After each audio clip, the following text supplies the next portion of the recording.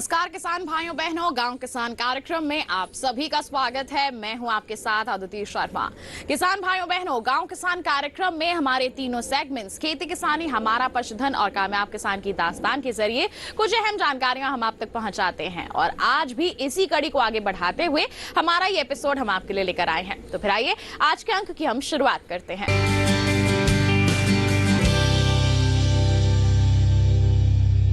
आइए सबसे पहले आपको दिखाते हैं हमारा सेगमेंट खेती किसानी, और बता दें कि इस सेगमेंट में आज हम आपको बताएंगे मिलेट से बनने वाले कुछ ऐसे व्यंजनों के बारे में जो बाजार में मिलने वाले अच्छी डिशेस को कड़ी टक्कर दे रहे हैं। चौंक गए ना? आइए इसके बारे में बताते हैं आपको हमारे सेगमेंट में।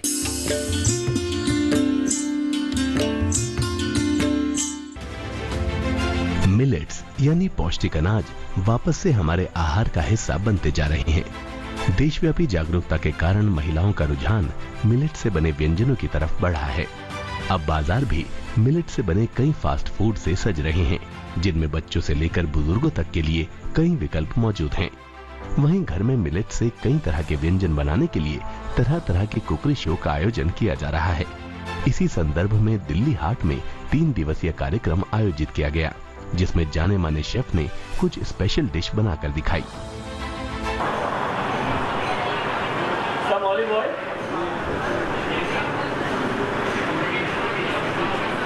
some chopped garlic. So this is a very simple recipe, by the way. Very simple, but amazing.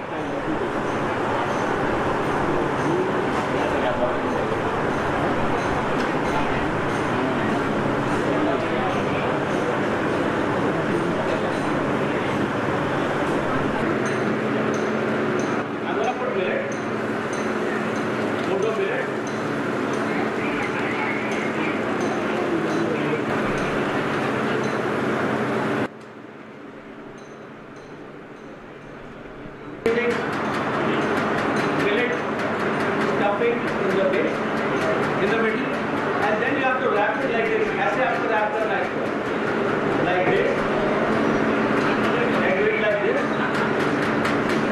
and that's it. This is how you wrap it. So I'm gonna put some oil, olive oil, on the pan. Okay, so I'm adding some bit of chopped onion.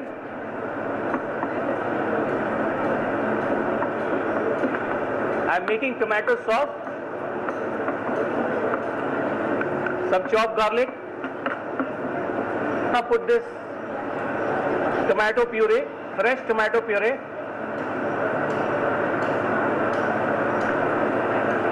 And I'm gonna let it reduce on a very slow flame so that it becomes nice and thick in terms of taste and all.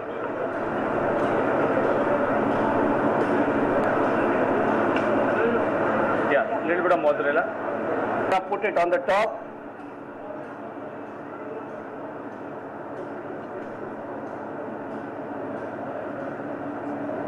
And we're gonna just put a little bit of green oil.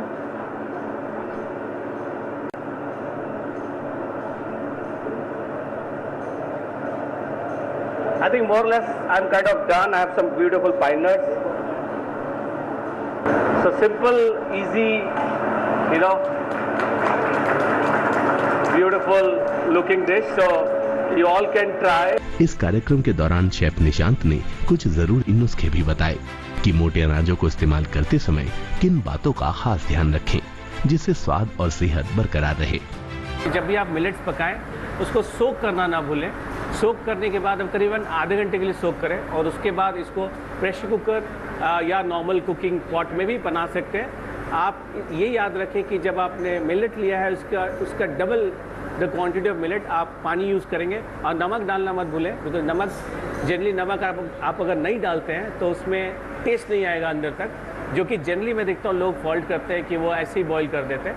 तो ये important है। उसके बाद millets बहुत it retains it's texture. तो आप जब पकाएंगे तो इसका टेक्सचर रहेगा। तो आप स्टर फ्राई करें, Chinese style, Asian style, Indian style, आप बिरयानी बनाएं इसका, आप इसका पुलाव बनाएं, इसकी खिचड़ी बनाएं, सब कुछ बहुत अच्छी तरह से बनता है। बहुत हेल्दी है बिकॉज इसका जीआई लेवल बहुत लो है। और प्रोबायोटिक है, वेट लॉस के लिए बहुत अच्छा है। और जो भी लोग डायबिटिक है, जिनको कार्बोहाइड्रेट का प्रॉब्लम है, क्योंकि this is a complex carbohydrate और ये ब्रेक होने में काफ़ी टाइम लगता है, तो that is why you should actually replace your rice intake या व्हीट इनटेक विथ मिलेट। मोटे अनाजों के बढ़ते इस्तेमाल से लोगों की सेहत में सुधार होगा, वहीं मोटे अनाजों की उपज का दायरा भी बढ़ेगा और किसानों को बेहतर मुनाफा भी मिल सकेगा। इसी संदर्भ में बजट 2022 में साल 2023 को मोटा अनाज वर्ष घोषित किया गया है, जिसमें इसके उत्पादन और उपभोग पर फोकस किया जाएगा।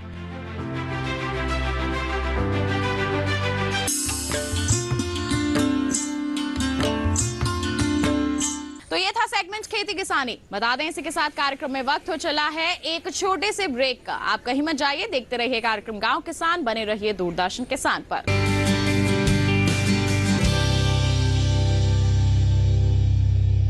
लहलहाती फसल, भरे पूरे खेत खलिहान, हर किसान का बस यही अरमान।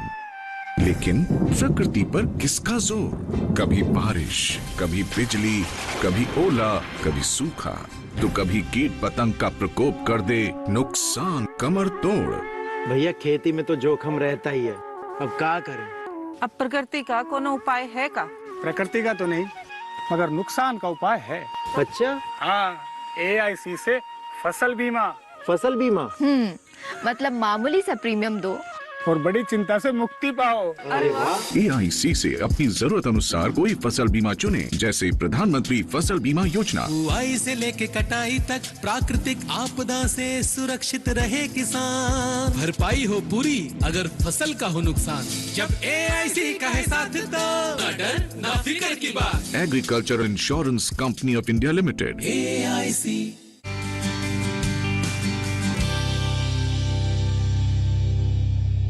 ब्रेक के बाद दूरदर्शन किसान के कार्यक्रम गांव किसान में आप सभी का फिर से स्वागत है। अब कार्यक्रम में हम आपको दिखाएंगे हमारा पशुधन सेगमेंट, जिसमें हम आपको बताएंगे कि अगर आप एकीकृत कृषि प्रणाली को अपनाते हैं तो साल भर अच्छी आय अर्जित कर सकते हैं। बता दें, इसमें एक मॉडल तैयार किया जाता है जिसमें खेती किसानी के साथ साथ आप पशुपालन भी जोड़ सकते हैं। पशुपालन में भी कई तरह के विकल्प आपके सामने हो सकते हैं, मुर्गी पालन हो या मछली पालन हो। तो आइए इसी के बारे में आपको विस्तार से जानकारी देते हैं हमारे सेगमेंट में।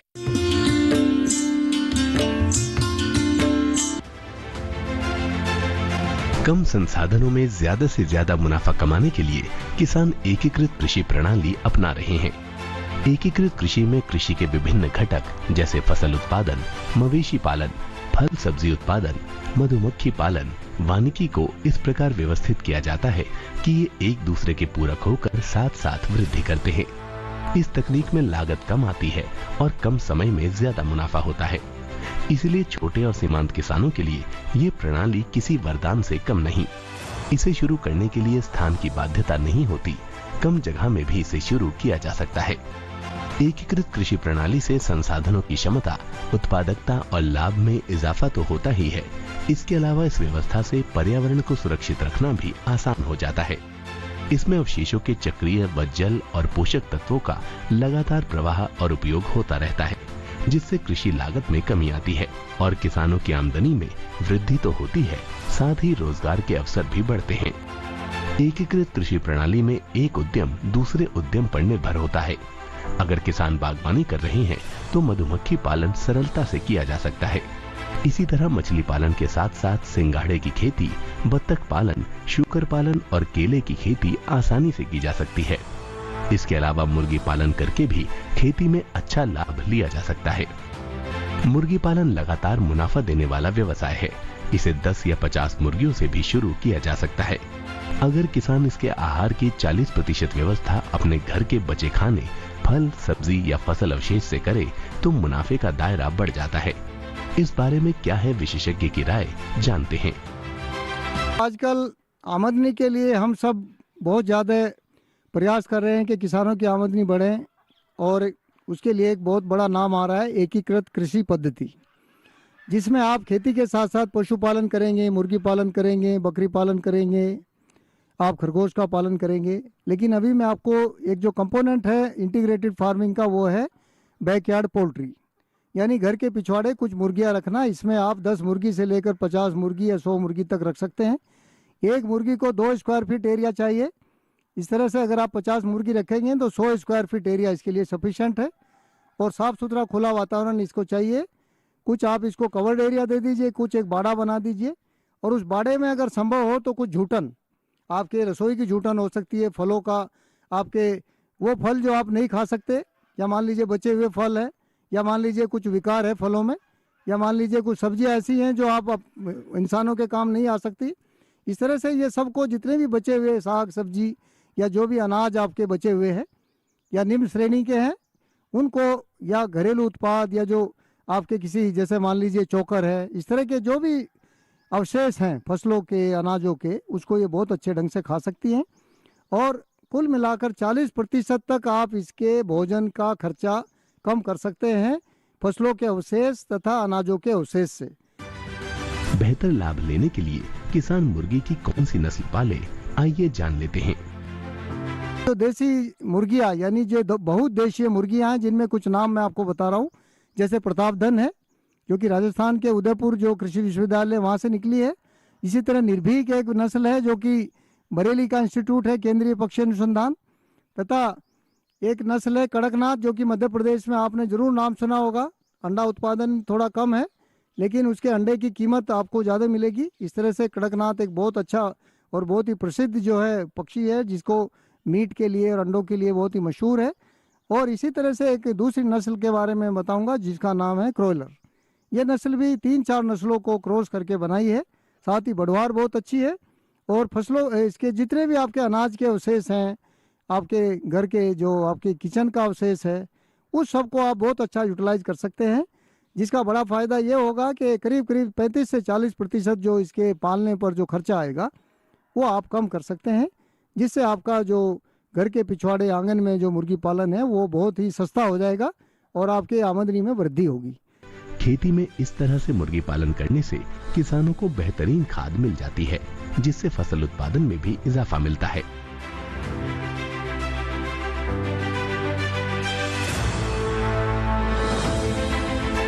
इस तरह से एकीकृत कृषि के लिए जो हम आंगन में मुर्गी पालन या घर के पिछवाड़े मुर्गी पालन है, उसमें आप देखेंगे 50 मुर्गी या 100 मुर्गी रखकर आप वर्ष भर इसमें आमदनी कमा सकते हैं। और किसान भाइयों के लिए एक बहुत अच्छा, ये एक लगातार आमदनी का सोर्स बनेगा। इसमें आप देखेंगे बीमारियां कम आती हैं और ऐसे पक्षियों की 12 महीने डिमांड है, अंडे के रूप में, मांस के रूप में। साथ ही आप देखते हैं इनकी बहुत अच्छी जो खाद है, मुर्गी घर से जो मिलने वाली खाद है, वो आपके खासकर सब्जियों के लिए बहुत ही मांग की है, बहुत ही डिमांड है उसकी। और आप देखेंगे कि इस तरह की खाद से आपका सब्जी उत्पादन बढ़ेगा, यानी उधर अंडे से पैसा आएगा।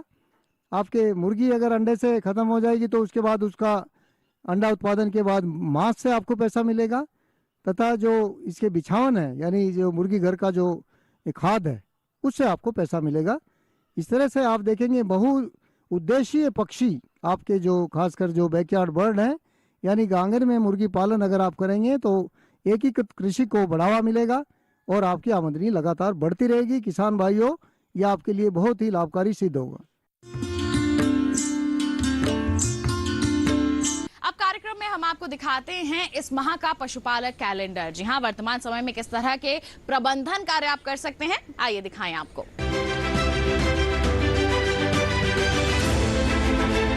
पशु को अत्यधिक तापमान व तेज धूप से बचाने के उपाय करें।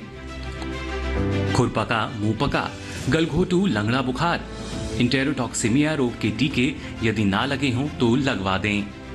पशुओं के खुरपका, मुंहपका रोग से ग्रसित होने पर रोगग्रस्त पशुओं को अलग रखें और ग्रसित पशुओं की खानपान की व्यवस्था भी अलग से करें। खुरपका, मुंहपका रोग से ग्रस्त पशुओं के दूध को उसके बछड़ों को ना पीने दें, जिससे बच्चे संक्रमित ना हों। रोगग्रस्त पशुओं के मुंह, खुर व थनों को लाल दवा यानी पोटेशियम परमैंगनेट का 1% घोल बनाकर धोएं। इस माह में पशुओं में गलघोटू व लंगड़ा बुखार की आशंका बनी रहती है। रोग के लक्षण दिखाई देने पर डॉक्टर से संपर्क करें। भेड़ बकरियों में PPR, भेड़ चेचक रोग होने की आशंका है। रोग से सुरक्षा के लिए टीके लगवाएं। पशुओं को कृमिनाशक दवा पशु चिकित्सक से परामर्श के बाद ही दें।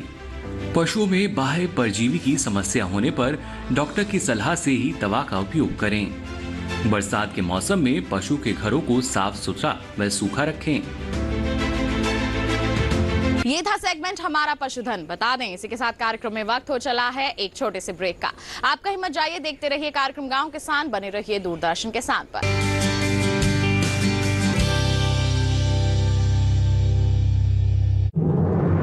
मन की बात है जन जन की, संघर्षों के कुछ किस्से, कहानी कुछ सफलताओं की, अनकही विरासत की, उम्मीदें नए भारत की। महीने के आखिरी रविवार का रहता है इंतजार।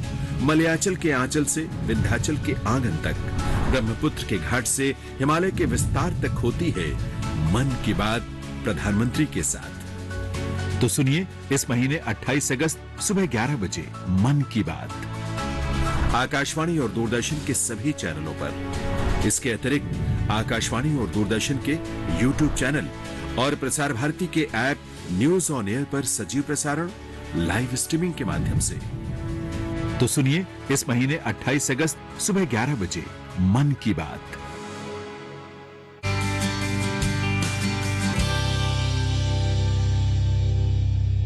ब्रेक के बाद दूरदर्शन किसान के कार्यक्रम गांव किसान में आप सभी का फिर से स्वागत। किसान भाइयों बहनों, एक सफल खेत और सफल किसान कड़ी मेहनत से ही मिलते हैं। जी हां, आज के हमारे सफल किसान भी कुछ ऐसे ही हैं। उन्होंने कड़ी मेहनत से मुकाम हासिल किया है। उनसे प्रेरणा लेना चाहते हैं आप? तो चलिए हमारे साथ रुख करते हैं जयपुर का, मुलाकात करवाते हैं आज के हमारे कामयाब किसान से।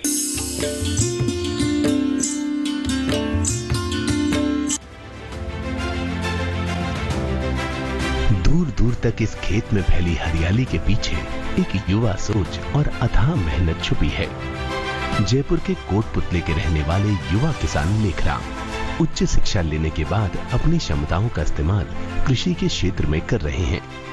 लेखराम इस समय करीब 350 एकड़ भूमि में बागवानी फसलें और सब्जियों की सफल खेती कर रहे हैं, वो भी जैविक तरीके से। उनके बागों में आपको अमरूद, किन्नू, अंजीर, आम, चीकू जैसे कई तरह के फल मिल जाएंगे। इसके अलावा इन्होंने औषधीय पौधों की खेती भी कर रखी है। औषधीय पौधों में लेमन ग्रास, आंवला, एलोवेरा जैसे पौधे शामिल हैं। ऑर्गेनिक फार्मिंग करना स्टार्ट किया 2018 से। सबसे पहले 2-2 फीट के ऊपर एलोवेरा लगाया, फिर उसके बाद इंटरक्रॉपिंग में 15-15 फीट के ऊपर लेमन लगाई, lemon, sweet lime, green lime, और बाउंड्रीज के ऊपर मालबार नीम लगाए। इस तरह से मल्टी क्रॉपिंग करके सिंगल एकड़ को 4 एकड़ में कन्वर्ट किया। 1 ईयर तो मैंने जितने भी ऑर्गेनिक फर्टिलाइज़र कंपनियां हैं उनके प्रोडक्ट यूज़ करे थे। फिर एक दिन ऐसे ही यूट्यूब देख रहा था तो गुरुजी ताराचंद बेल जी का एक वीडियो सामने आया एनर्जी से रिलेटेड। तो मैंने वो देखा, सुना उसको, और फिर मैंने उसको अपने यहाँ पे फार्म के ऊपर अप्लाई किया। उन्होंने जो अपना 10-15 साल जो 15 साल उन्होंने जो अपना एक्सपीरियंस फार्मिंग के अंदर किया उसको उन्होंने शेयर किया है।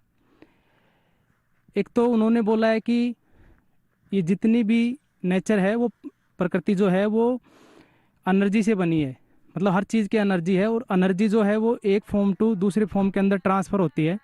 उनके कुछ फॉर्मूला हैं जो कि सुगंधित पुष्टि वर्धनम के ऊपर आधारित हैं, कि जहाँ पे सुगंधी होएगी वहीं पर ही वृद्धि होती है, चाहे वो ह्यूमन बीइंग की हो, चाहे वो सजीव किसी भी प्लांट की हो, एनिमल की हो, किसी की भी हो, जीव की हो। उनका ये स्टेटमेंट रियल में जब यहाँ पे अप्लाई करा गया तो वो बिल्कुल 100% सक्सेसफुल रहा है। दूसरा उन्होंने बोला कि जीव जीवस्य जीवनम, कि एक जीव से ही दूसरे जीव की उत्पत्ति होती है, फिर हम क्यों केमिकल डाल के अपनी धरती माता को या सोयल को ख़राब कर रहे हैं। तो उन्होंने बायोकल्चर, जितने भी बायोकल्चर होते हैं, जैसे उन्होंने अपना खुद का डेवलप किया हुआ जैव रसायन बनाया, खट्टा मीठा और कड़वा, वो मैंने इन पौधों के ऊपर अप्लाई किया। तो ये सब उनके बहुत अच्छे फार्मूलाज हैं और सभी किसानों को यूज़ करने चाहिए। कोई केमिकल नहीं है, आप घर पे आराम से उसको बना सकते हो और बहुत ही ज़बरदस्त रिजल्ट हैं उसके। किसानों के ऑल ओवर इंडिया से बहुत अच्छे रिजल्ट आ रहे हैं, जो भी ये लोग अप्लाई कर रहे हैं इस फॉर्मूलाज को। राजस्थान जैसे प्रदेश में सफल कृषि करना कोई आसान काम नहीं है, क्योंकि यहाँ मौसम में काफी असमानताएं हैं। साथ ही पानी की कमी अच्छे से अच्छे खेत को प्यासा कर देती है।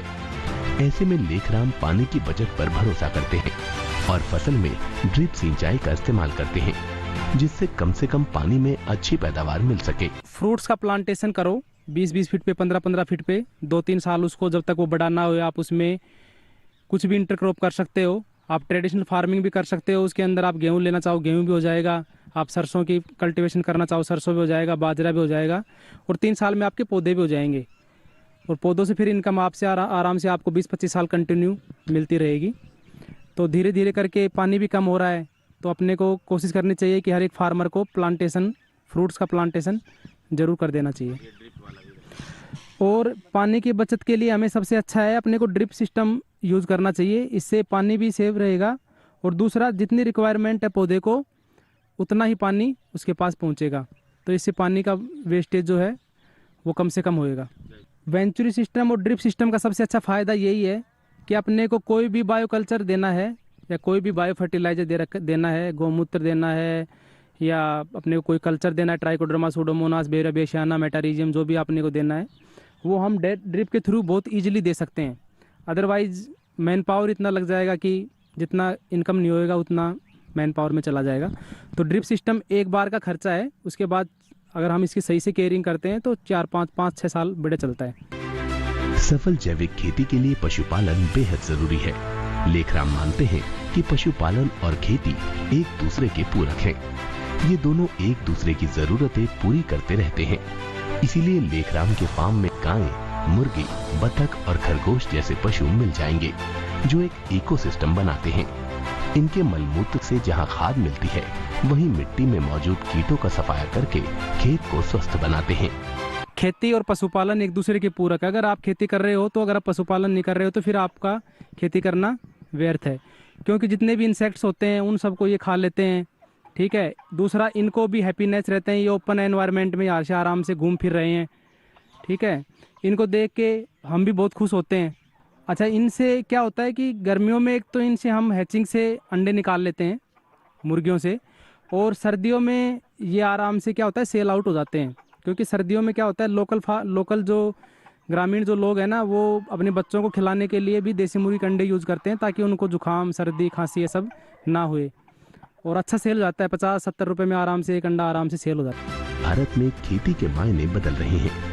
ऐसे युवा पुरानी तकनीकों को नए रूप में अपनाकर खुद भी आत्मनिर्भर बन रहे हैं और बाकी युवाओं का भी मार्गदर्शन कर रहे हैं।